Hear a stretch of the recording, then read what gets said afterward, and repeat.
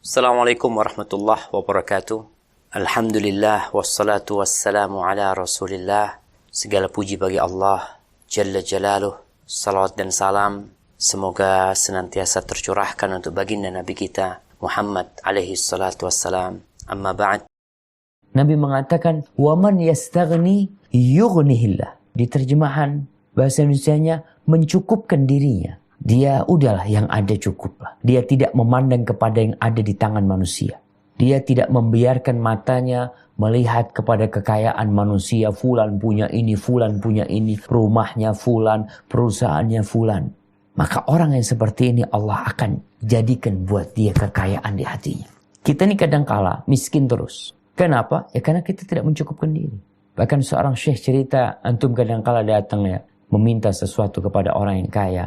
Umpamanya bantuanlah untuk fakir miskin. Ceritanya segala kesulitan. Anak punya masalah ini, anak punya masalah ini, punya itu. Seakan-akan dia orang miskin. Padahal tidak tampak dia orang miskin. Beda dengan yang Allah sebutkan, yahsabuhumul jahilu aghnia. Orang-orang miskin mengira mereka orang kaya karena nggak minta-minta, karena menjaga kehormatan dirinya. Tapi ternyata ada orang-orang yang dikira orang kaya, ternyata dia orang miskin karena miskin hatinya. Rasulullah SAW mengingatkan bahwasanya al-ghina ghinal qalb, kekayaan itu kekayaan hati. Maka barang siapa yang mencukupkan dirinya dengan apa yang di sisi Allah, dia tidak melihat kepada apa yang di sisi manusia, maka Allah akan cukupi dia sehingga dia tidak butuh kepada manusia, tidak minta-minta kepada manusia, dan Allah akan jadikan dia orang yang terhormat dirinya, jauh dari meminta-minta. Maka kadang-kala kita melihat orang-orang yang pura-pura minta-minta. Kita pikir mereka orang miskin. Ternyata sebagian di antara mereka orang kaya.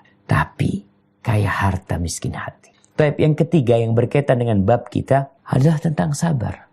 Rasulullah SAW mengatakan, "Man yatasabbar yusabbirhullah." Barang siapa yang berusaha untuk bersabar, Allah akan bikin dia jadi penyabar. Allah akan karuniai dia sifat sabar. Artinya kesabaran ini bisa diraih dengan usaha. Ada orang yang memang penyabar, jamaah. Lahir penyabar. Allah kasih karunia. Tapi ada orang yang Masya Allah.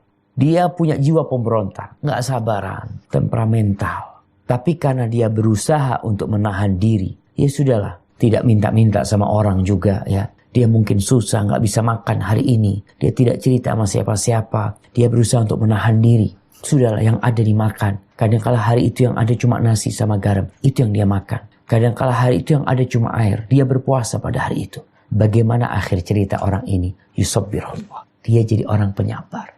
Ada makan gak ada makan, dia sabar. Kemudian setelah itu Nabi SAW menceritakan keutamaan sabar. Beliau berbicara tentang iffah, kehormatan diri, tentang ghina, kekayaan jiwa.